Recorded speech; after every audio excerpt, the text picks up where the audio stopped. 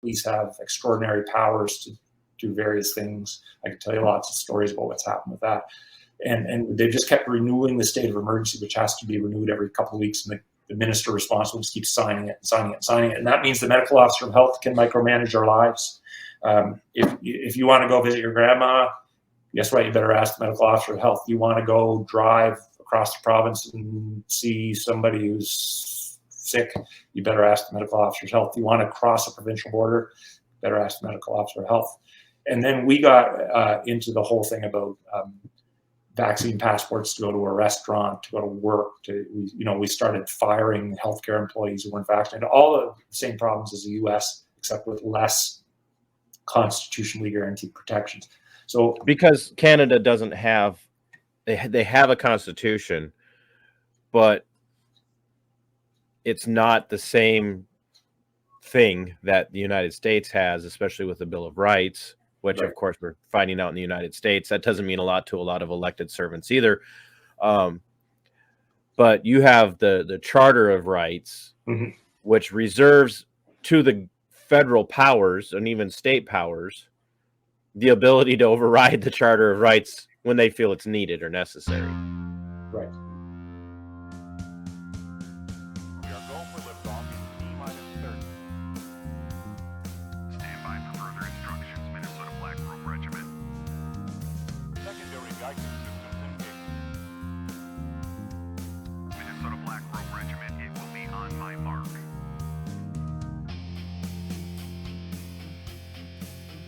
Right. Yeah. So that's actually built into the language, if I understand it correctly.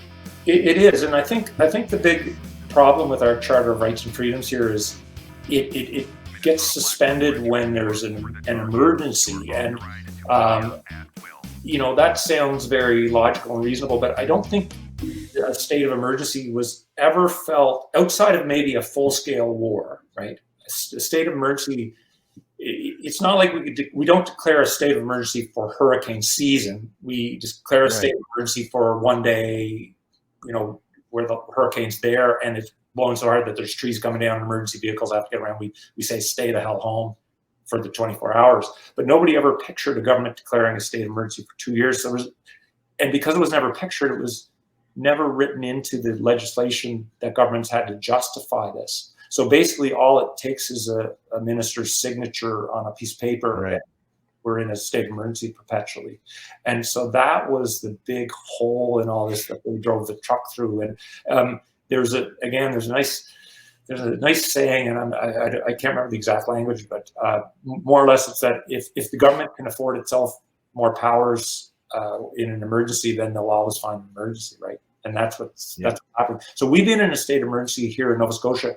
For a long time during our state of emergency, we literally had 0 COVID patients in our hospitals in the province of 1 million. We went through a big period where we had 0 COVID patients. For most of it, we've had maybe 10 COVID patients out of 3,500 hospital beds. 10 of those would be COVID, and we're in a state of emergency, right? We at times we've had less than. But I bet your hospitals were just full. I bet the news was just reporting, oh, they're overflowing, and you're over here going, Absolutely. That's exactly what happened. And because Canada's healthcare system is so fragile and so awful, and our wait times and our emergency rooms were full, and wait times were ridiculous long before COVID. Our hospitals were full. Coof. Long COVID. And it was actually during a good chunk of COVID, we were actually better off. Like, I have never seen the hospital as empty as it was for the first, say, 6 months of our COVID experience. Well, that's because social distancing works, Doc. It fixed all of your problems. Yeah. See, yeah, that's right. Justification. Yeah. Well, it was interesting. Remember to say Coof. Remember to say Coof. Yeah, Coof. What we did was every nursing home took as many. What happens in Canada, we don't have enough nursing home beds, so people get stuck in hospital for a year waiting for a nursing home. They don't need a hospital bed, but they're taking one up. So we got them all moved out. Families took patients home who were in the hospital and were kind of maybe could go home. And all of a sudden the hospital was empty. You could shot a cannon down the main hallway and you didn't see anybody. So our hospitals are actually more empty for a good chunk, but we were still under state of emergency. And the way I put it to somebody is like, we were in the castle. We had the boiling oil ready. We had all our arrows in the quiver and everything ready to go. And we're looking at the horizon for the barbarians, and no barbarians, and no barbarians, and we're still there. And that's what happened for months and months and months. And we did get a bit of a bloom of COVID here, but we maxed out in our hospital at around 100 out of 3,500 beds for COVID. That was our maximum. So it was never a big issue here. And when you keep people in that state of emergency for that long, whether it be the medical staff, the medical professionals, or the people, the regular Joes, when you keep them in that state of emergency for so long, not only does it get tiresome and irksome for them, but actually functions to make them less wary and to stop caring. Yeah. And I know that what we saw here in the States were people were by and large completely compliant from the get-go. Not everybody. I was one of those that was over here going, oh, only travel if it's an emergency. Oh, so what places are open? Oh, all the home improvement stores are open because, you never know if you're going to need to, fix that plumbing project in your house. And I'm 30 miles from the nearest home improvement store. Like, you know what? I need nails. Mm-hmm. I need screws. I need wood. I was coming up with an excuse to go just to kind of flaunt it. But most people were completely compliant. And within a few weeks, you could see it in their eyes. They were like, I keep hearing that so many people are dying, that the Coof is killing people. The Coof is hospitalizing people. And I've yet to meet anybody who was perfectly healthy, who's gotten it and is now in the hospital. Now that's changed, of course, over a couple of years because it's a real thing. It's a thing. It's a virus. It's the coronavirus and a variant of it. It's not like we're saying it's not out there, but it's just sooner or later, people are just, I've had enough. And that kind of seems like you went through that too, where, you're talking about isolating your wife and you being in separate places. So you're protecting her, but you started to really speak out. Both of you actually started to speak out and write about these things because you launched a Substack.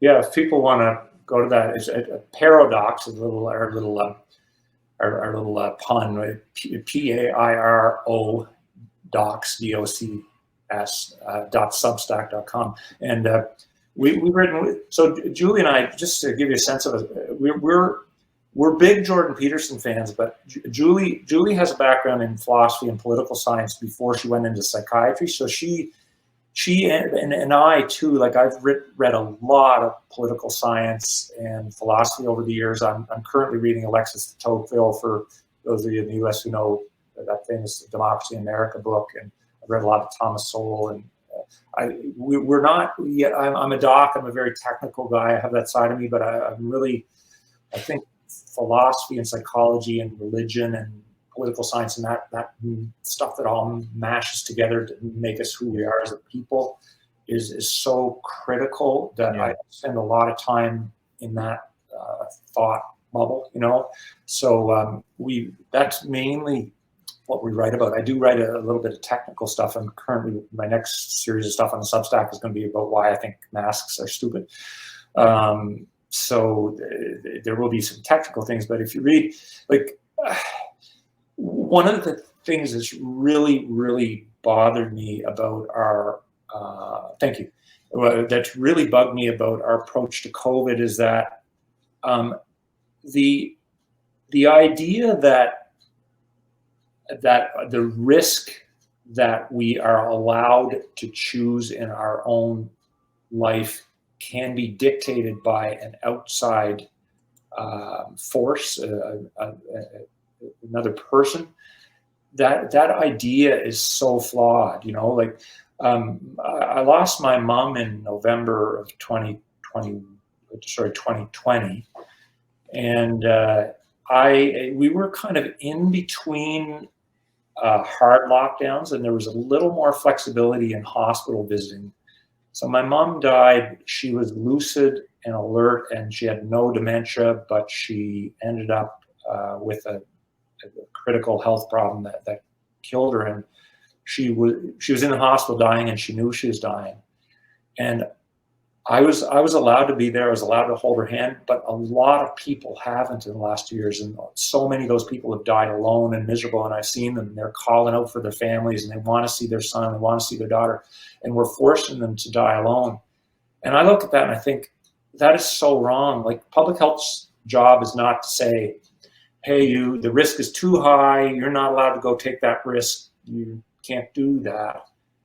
Their job is to say, look, if you go visit your mom in the hospital, there's a lot of COVID around, there's X% chance that you're going to catch COVID. And if you do catch it, there's X% chance that you might get really sick or die. And so you could say, hey, my chance of dying from COVID, if I go to visit my dying mom and hold her hand, my chance of dying from COVID is 1 in 100.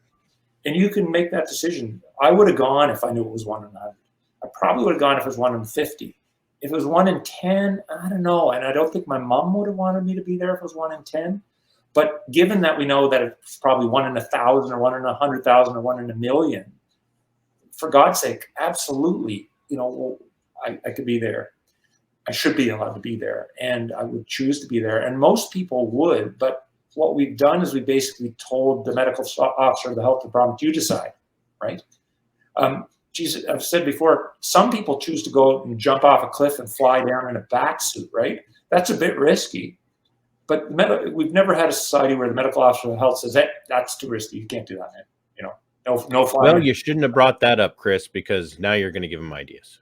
Yeah, that's right. That's right. Well, we kind of headed that way as a society with our nanny statism over the last number of years. I look at things like, I'm a big cyclist. I always wear my helmet. It's personal choice.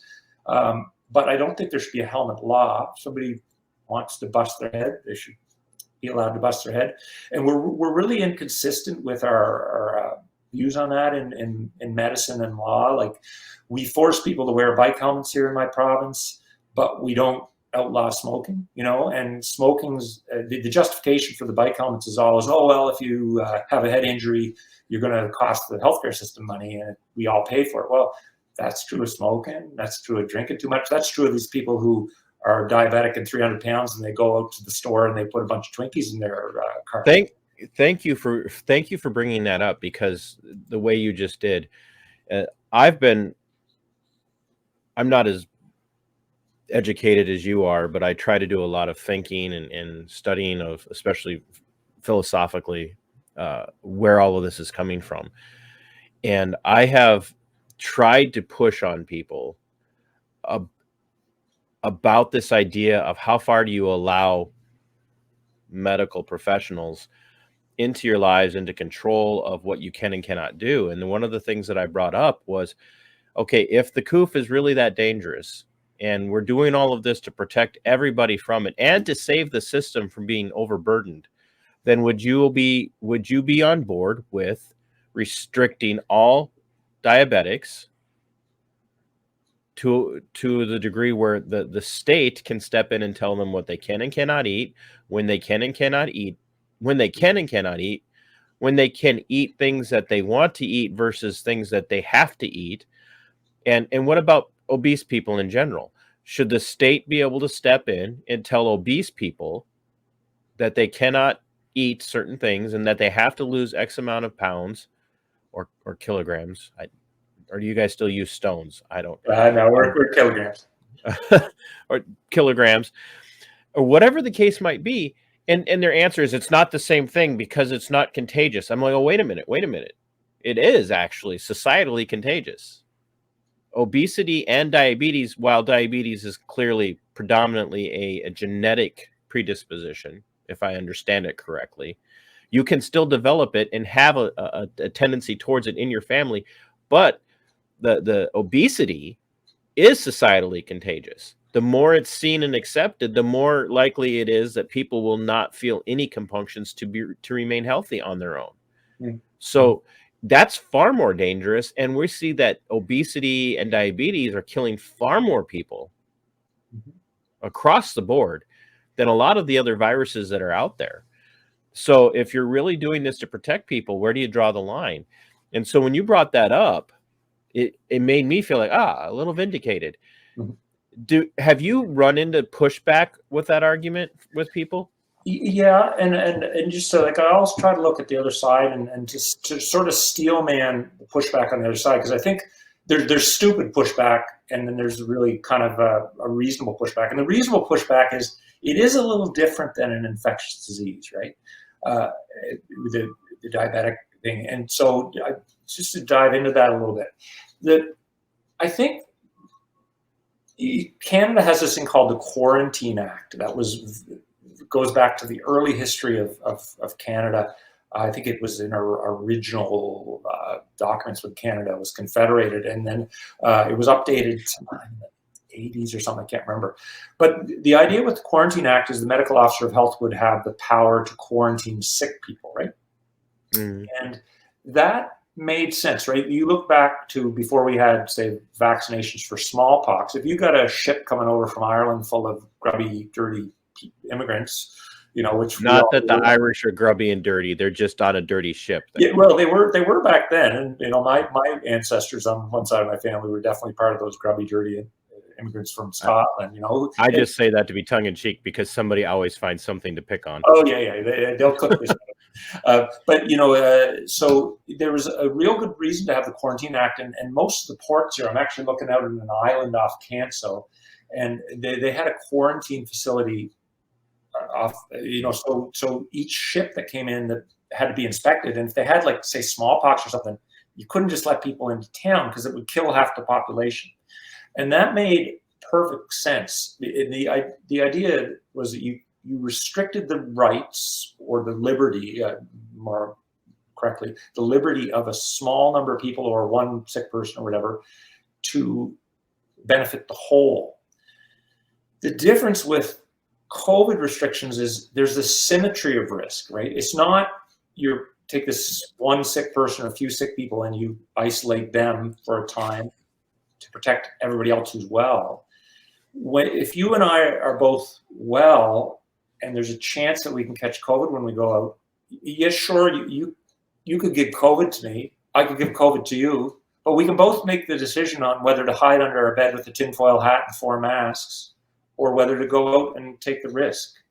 And so this risk symmetry is what really makes the COVID policy very different to me. So medical officers of health in Canada, at least, I don't know how the legislation reads in the US, they were given the power of quarantine, but not to quarantine the whole population against their will. That was never the intent. The intent was to have sick people isolated.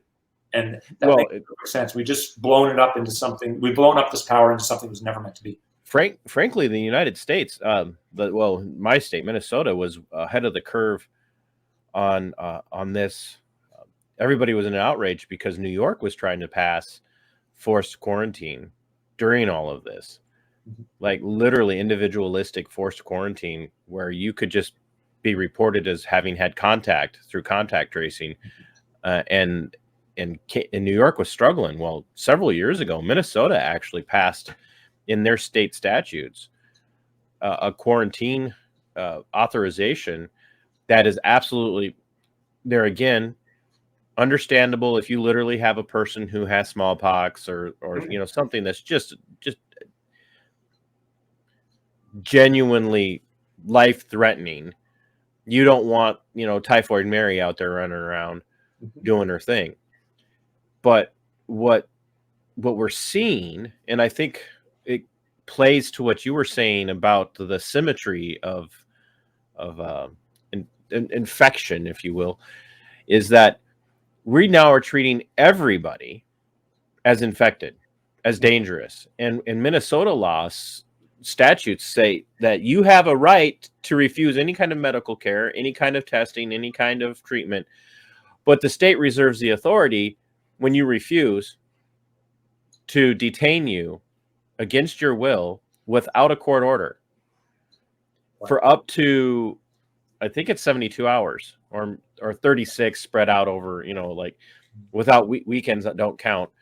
I don't know why, but they can literally, so if they decide they're going to do a jab passport and require that everybody be jabbed, and then they find out that you're not, and all it takes is the Department of Health the head of the Department of Health in Minnesota, to say this is severe enough that everybody has to do this, and they find out you're a dissident voice, they can literally, even though there's no sign that you're sick, dangerous to anyone else in the state of Minnesota, they can come take you and put you in a camp for up to, there again, I could be off by the numbers, for like 72 hours before you're even seen by a judge, before your case is seen by a judge.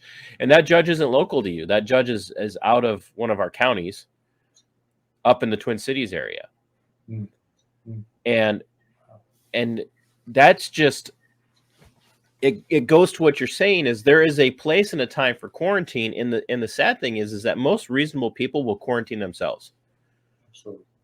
If they know they're sick, the guy who comes back from Africa and finds out that he has Ebola isn't going to likely go running down the street making contact with people. Not that he'll have the energy, but the point being, when you know that you're deathly ill and you have something, you know, like when I have a stomach bug, the last thing in the world that I even want to do is get out of bed, you know, let alone go infect people.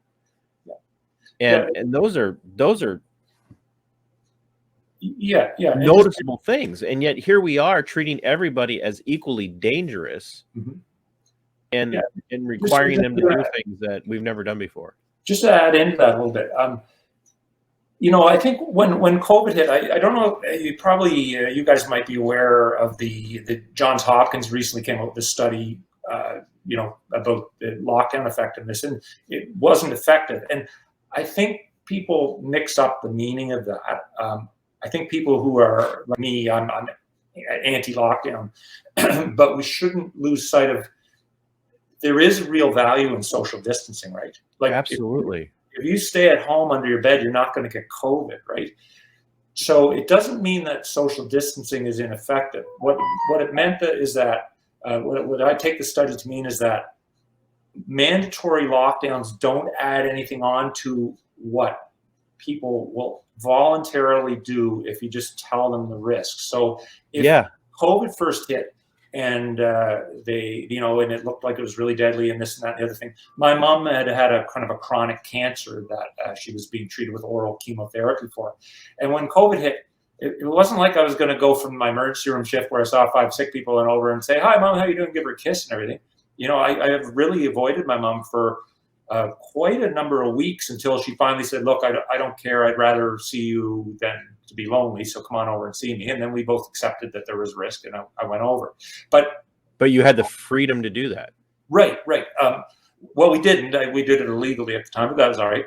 Well, how long is it going to take them to come to your house when they hear this? Because they might even be listening now. So. They might be listening. But yes, so my point being that this whole approach to COVID has been that people are awful, people are evil, people are non-compliant. We need to force them to do all these things, or they won't do them. But the whole basic founding of your nation in particular, and Western democracy more generally, is based on, you have to presume the goodness of people and you have to give them liberty, right? You can't run a society based on the masses are evil, so we need to control them. The society will not work that way. We don't have a modern, open society with personal liberties if we think that way. And that was the way our thinking very suddenly snapped into that authoritarianism with COVID. And it was wrong, and it's proven to be wrong by the Johns Hopkins study. What the Johns Hopkins study to me proves is that people are good. So back to what I was going to say. If you know, in the first, well, even now, if I were to get a bad sniffles and a headache now and I lose my taste, I'm not going to go over to the nursing home and see my patients. I'm going to say, "Oh shit, guys," whether I test positive for COVID or not, I don't go into the nursing home when I'm sick, because that's dangerous. There's some other things I might do. You know, I might choose to be around my wife if she's okay with it. I might choose to be around some friends if they're okay with it. But I'll probably stay home until I'm better. We did that before COVID. It was logical. It's still logical now. People are mostly good. We don't want to make other people sick. You know, I like what you said, that the Western democracy, especially the republicanism of of the now United States was built on the individual liberty and the responsibility for each individual's responsibility for their own liberty. The thing that I would challenge, and I think because you're reading de Tocqueville, right? Mhm. The thing that I would challenge is this idea that it was based off the premise that, and I'm not trying to turn this into a deeper philosophical debate or conversation, but even de Tocqueville, as he's writing Democracy in America, is saying things like, I don't know if the American people, and I'm paraphrasing, would ever elect a good man, but they certainly haven't done so far. And in there again, it's a paraphrase. And basically what he was pointing at is that the American Republic worked in its liberties because even though bad people were here, they were still taking responsibility because they saw it as important. When an entity like the state steps in an authoritarian way and tells you what you have to do because it's good for you, what it really does is, even in the good people, it rises up in them a resistance to, how dare you tell me what I need to do for my own good? And then you couple that with the people who aren't any good, and they'll take advantage of that in that moment. And we saw that play out very succinctly in May and June of 2020, in the middle of the Coof pandemic, in the middle of all the shutdowns and the stay-at-home orders and the mask mandates. George Floyd dies and the riots start, and there's no social distancing during the riots. There's no there's no stay-at-home orders even in effect. Nobody was enforcing them, but they were all wearing masks because it played to their ability to remain anonymous. Mhm. And I watched that with I don't want to say humor, but almost with a sense of irony, going, right, sure. Telling these people what to do has really worked out well for us. And I think that's been the American experiment, has been, I don't need you to tell me what to do. I know how to live. And I had this, I have a cold, and I was asked to go to a meeting because we've got some plans in the work for forming a medical freedom care center here for people who work for the Mayo Clinic. If you're familiar at all with Minnesota, the area that I live in is the Rochester, Minnesota area, Okay, yeah. home of the Mayo Clinic. Yeah. I live in their bubble. I don't live in Rochester, but I live in that bubble. And a lot of people that I've covered their stories have lost their jobs from Mayo for being dissidents. And now these people, we've kind of gotten together and they're so like, well, we've got the expertise. Let's start a clinic. And they wanted us at a meeting the other day, and they're, like, hey, you got to come. And I'm like, guys, I got a cold. And right now my throat's on fire and I'm kind of tired. And I don't know if that's a good idea for me to go out. Nobody said to me, oh, you're scared of, and like, everybody's like, oh, hey, good idea. Yeah. And I didn't need somebody to step in and tell me to do it. I just did it. Yeah. Just like if I got a stomach bug and I know it's there, I don't go running around town infecting everybody, mostly because I'm miserable, but because I know it's not healthy, and I distance myself from people in my home when I'm feeling that way. And that it goes to this mindset of, even in the dark recesses of people's minds, they know that something isn't right about this, so they don't do it. And I think we've seen that now in Canada with the attack on you, the attack on the Freedom Convoy, and others in your position. You're speaking out and saying, we don't need you to nanny us to death. We don't need you to beat us down into submission, but that's what you're doing. And the Canadian people, who are by and large known for their passivity, not in a negative, weak way, because like, weak Canadian men are stronger than most American men these days. But no, it's true. I have so much respect for some of the pastors up there. Like, like I'm looking around at most of the churches down here, and I don't know where you come from philosophically or spiritually, but like, the American church was the backbone of the American war for independence. And right now, if that were the case, like most of the American churches and the elders and the pastors would be crying out to the government, come take us over. You know? Yeah. And so I see this strength rising up. And that's the thing. You don't mess around with the Canadian for too long, because at some point he might back up when you push him, but at some point you keep pushing, he's going to get pissed. And when they get pissed, there's going to be fireworks. Well, and I think that's where you're at. Well, yeah. You know, it's funny. I like I say, I've always been that way. It's just the way I'm built. I get myself in trouble because I won't say things I don't believe, and I won't do things that I don't believe are right. And that doesn't always, when you work in large organizations run by the government, that doesn't always go over well, you know. So I have no idea what you're talking about, Chris. Yeah, that's right. You've never been through that yourself, right? I've no idea. So just you tweaked me to, when you said something a bit ago, you tweaked me to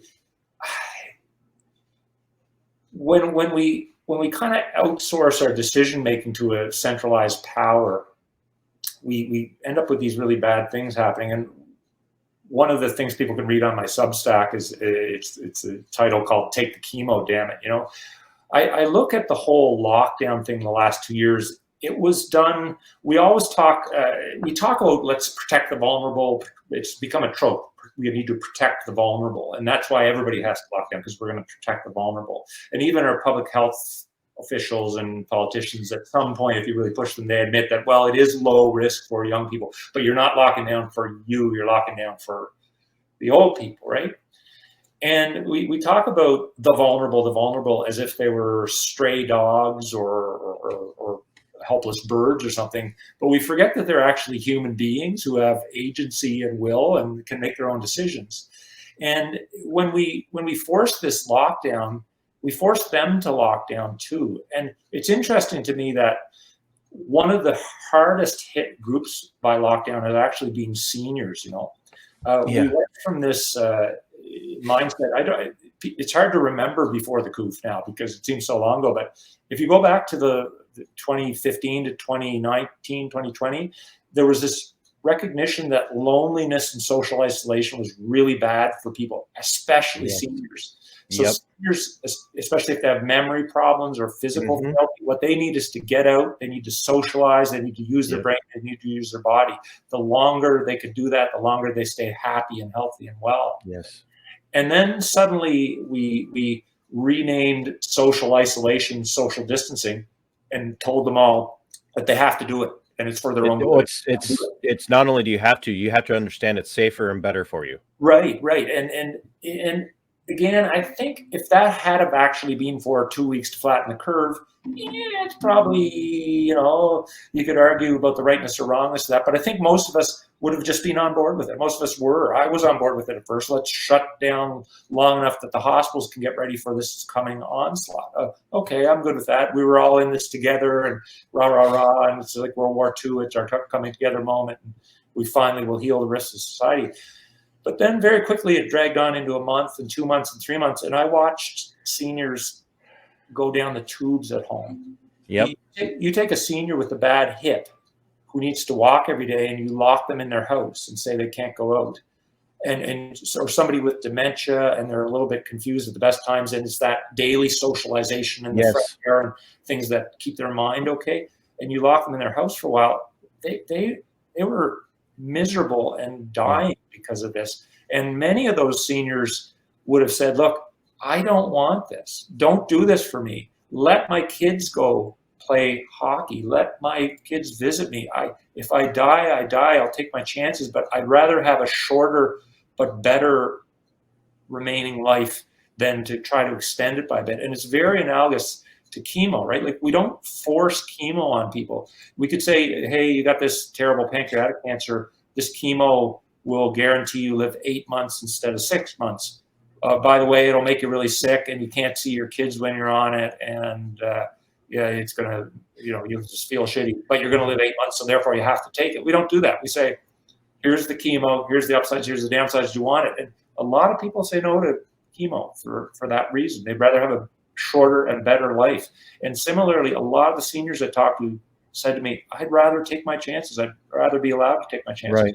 I've heard that so many times. Some seniors wanted to stay locked down, and they're pretty happy being at home. And a lot of them were like, they know how to use FaceTime. They like the TV, they like the internet, and they were okay at home more so. But then other seniors I know don't have a computer. They're too deaf to really talk well on the phone. And they were absolutely, because we're still locked down to some extent here.